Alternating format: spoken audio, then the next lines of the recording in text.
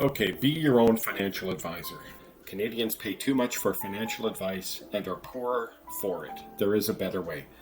The four themes to be your own financial advisor: active investment management, the attempt to outperform, not track, but outperform a relevant benchmark, has a horrible track record and will continue to have a horrible track record for fundamentally sound reasons.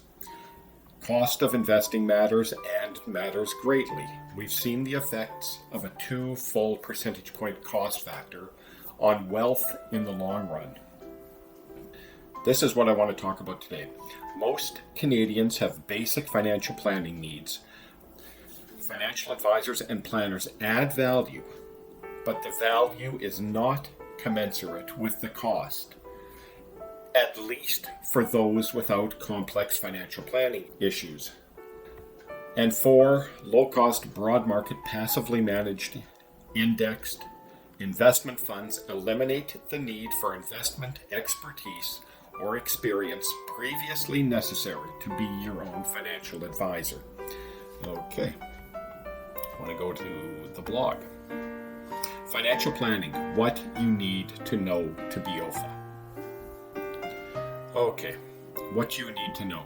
The financial planning industry has a vested interest that you believe that financial planning is complicated and therefore the services of a professional are required. There is obviously a conflict of interest here. The industry generates revenue, their revenue is your cost. And we've seen in previous videos how expensive this cost is in the long run. Okay, so what do you need to know? You need to know the three broad concepts. Net worth, broad concept number one. Everything you own less everything you owe. You can simplify this to everything you own that is not depreciable. The $30,000 car that you own will be worthless in 10 years. The greater this number is, the net worth number is, the greater your degree of financial safety. Look, the fundamental goal of everyone is to grow net worth. And a more realistic goal is to grow net worth in the working years and to spend some or all of it in the retirement years. Okay, broad concept number two, cash flow. We all have a rudimentary understanding of net worth. We all have a rudimentary understanding of cash flow. What is cash flow? Money coming in, less money going out. If this number is negative, you have a problem. Everyone has a vague idea of their cash flow, but everyone should have a detailed understanding of their cash flow. Start with your paycheck. Do you understand everything on that paycheck? You should. Next, understand your expenses. Everyone should go through the exercise of writing down everything they spent money on during a period. Let's say it's a 2-week period or maybe a month. That is a great exercise to go through, and you can start looking at things and seeing patterns where you're spending money where you don't need to. What can you cut? What are you wasting money on? And fourth, and probably more important, ask for a raise. This is the easiest way to increase your cash flow. Get a raise. So what do? You go in, you ask for a raise. Expect a no. Then respond by saying, okay, what do I need to do to get a raise? They will likely tell you. Then you do it. And you go back 6 months later and say, look, I've done it. I want a raise. If they say no, ask again. What do I need to do to get a raise? They will tell you, you do it again. Eventually, you'll get the raise. And you don't stop there. You go for another raise after that. So that's net worth, that's cash flow, and the third broad concept is protection. Protection is insurance. Protection, you're basically protecting your net worth. Okay, so what happens if you die? Not only do you die, but your paycheck dies. If you're alone in life, this affects no one. You don't need insurance.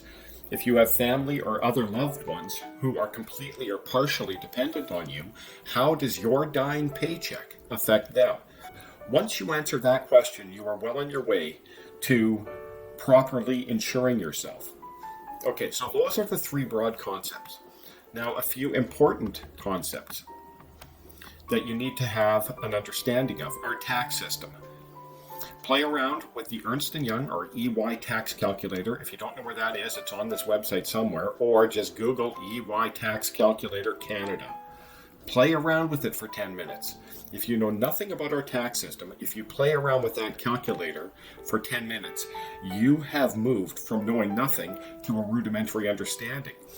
If you play around with it for another 15 minutes, you move from rudimentary to a reasonable understanding of our tax system. The three accounts and our tax system or tax structure.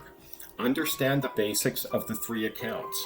Okay, what are the three accounts? There's the RSP and all its derivatives. A company pension is a derivative. A RIF is a derivative. There's a few other accounts that are derivatives as well. So that's account number one. The second account is the tax-free savings account. And the third account is the non-registered account. How do these accounts work within our tax system? Okay.